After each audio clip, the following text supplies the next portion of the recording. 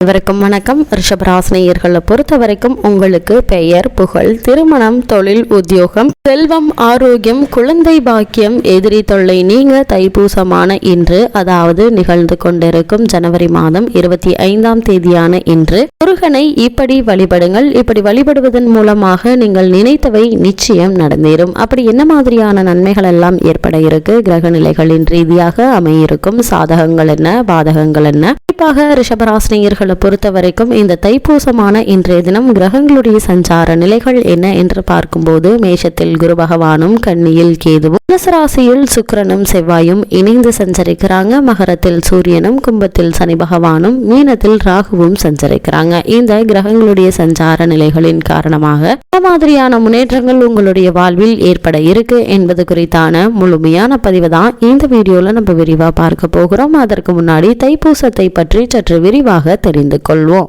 தை மாதம் என்றாலே பூசம்தான் நம் நினைவில் வரும். தைப்பூசத்திற்கு அதிக முக்கியத்துவம் கொடுப்பது வழக்கம். மகரத்தில் சூரியன் சஞ்சரிக்கும் மாதத்தில் வரும் பூசத்தன்று ஓம் என்ற பிரணவத்தின் பொருளை போதித்த முருகப்பெருமானுக்கு விழா எடுப்பார்கள். அன்றைய தினம் உலகெங்கும் உள்ள முருகப்பெருமான் ஆலயத்தில் நடைபெறும் விழாவில் கலந்து கொண்டு வழிபட்டால் முன்னேற்றத்தின் முதல் படிக்கு செல்லலாம் என்பது ஐதீகம். ஒவ்வொரு மாதத்திலும் வரும் சிறப்பு நட்சத்திரங்கள், சிறப்பு திதிகள், அதற்குரிய தெய்வங்களை வழிபட்டால் நற்பலன்கள் நமக்கு ஏற்படும். நிகழ்ந்து கொண்டிருக்கும் ஜனவரி மாதம் 25ஆம் தேதி தைப்பூசம் உலக எங்கும் மிக விமர்சையாக கொண்டாடப்படுகிறது. முருகனின் அறுபடை வீடுகளில் 3ஆம் படை வீடு பழனி தண்டாயுதபாணி சுவாமி கோயில். பாலகனின் கோபம் காரணமாக ஒரு பெற்ற இத்தலத்தின் மகிமை சொல்லில் அடங்காது. அந்த தல வரலாறு பொதுவாக அனைவரும் அறிந்ததே.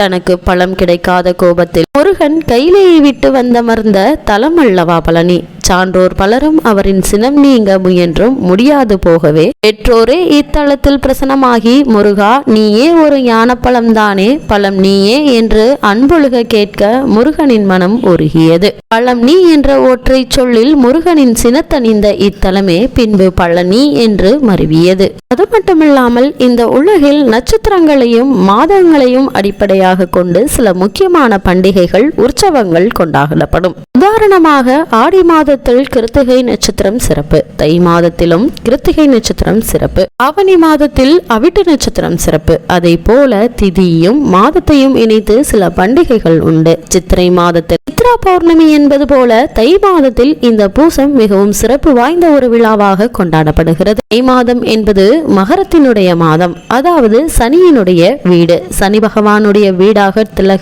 விளங்குவது மகரம். அங்கே சூரியன் இருக்கக்கூடிய காலம்தான் இந்த தை மாதம்.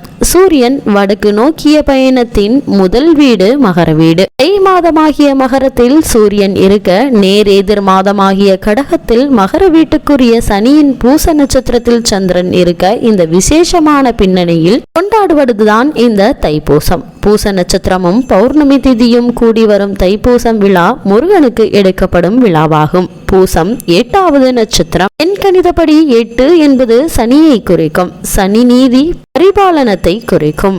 சனிக்கு ஜோதிட சாஸ்திரத்தில் 2 வீடுகள் கொடுக்கப்பட்டிருக்கின்றன. ஒன்று மகரம், இன்னொன்று கும்பம். மகரம் என்பது வினைகளை, காரியங்களை குறிக்கிறது. அதனால் இதற்கு கும்பஸ்தானம் என்று பெயர். அதே சனி அதற்கான பலனையும் கொடுப்பார் என்பதால் அதற்கு அடுத்த பாவத்தை லாப பாவம் என்று சொல்வார்கள். 10ஆம் இடத்தில் என்ன விதைக்கிறோமோ அது 11ஆம் இடத்தில் அறுவடையாகும். நல்ல கர்மாவை செய்வதன் மூலமாக நன்மை அடையலாம் என்பது ஜோதிட ரீதி. அது மட்டுமல்லாமல் இது சனி பகவான் சொல்லும் ரீதியாகவும் விளங்கப்படுது. இன்னொரு நுட்பத்தையும் நாம் இங்கு கவனிக்க வேண்டும். தை மாதமாகிய மகர ராசியில் செவ்வாய் உச்சமாகிறாரு.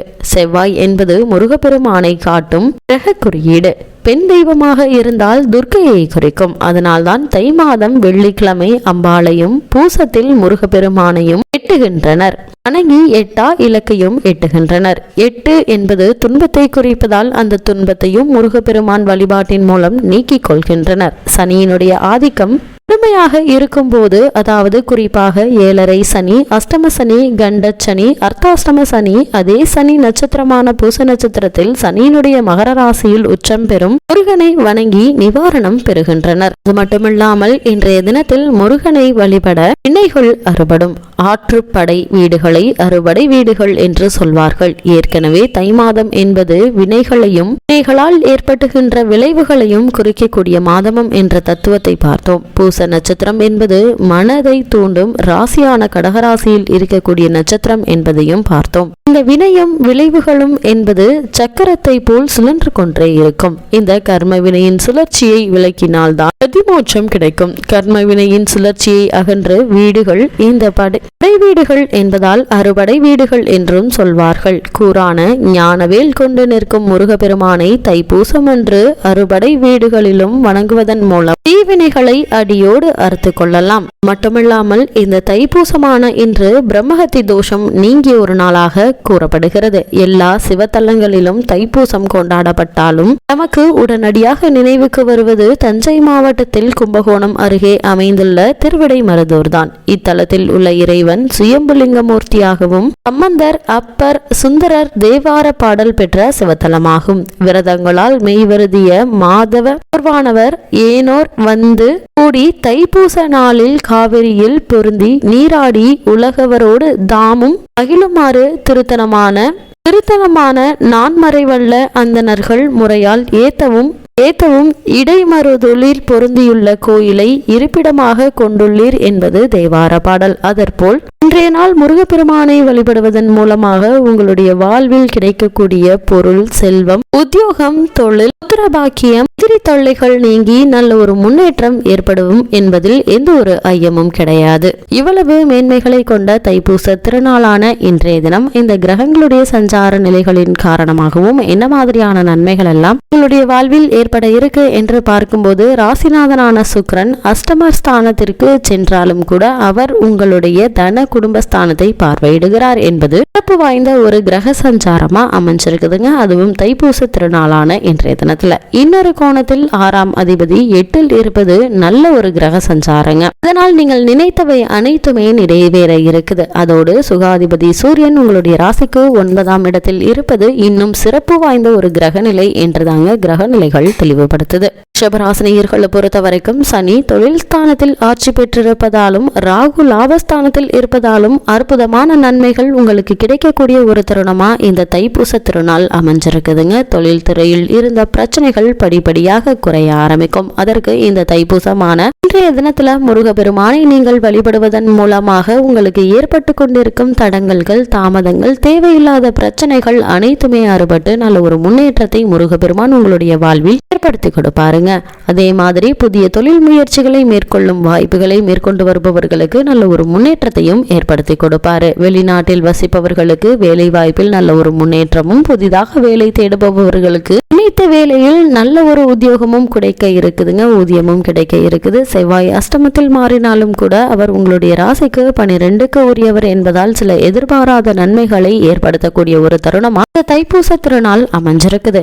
இவ்வளவு நாட்களாக புத்திர பாக்கியத்திற்காக எண்ணிக் கொண்டிருப்பவர்கள், பெயர், புகழ், திருமணம் போன்ற சுப நிகழ்ச்சிகளுக்காக காத்து கொண்டிருப்பவர்களுக்கு நல்ல ஒரு முன்னேற்றத்தை ஏற்படுத்தக்கூடிய ஒரு தருணமா இந்த தைப்பூச திருநாள் இருக்குதுங்க. அந்த வகையில ரிஷபராசினியர்கள் தைப்பூசமான இன்றைய தினம் வீட்டிற்கு அருகிலோ அல்லது அறுபடை வீடுகளில் ஒன்றிற்கு சென்று முருகப்பெருமானை வழிபடுவதன் மூலமாக எண்ணற்ற நன்மைகள் உங்களுடைய வாழ்வில் ஏற்படும்.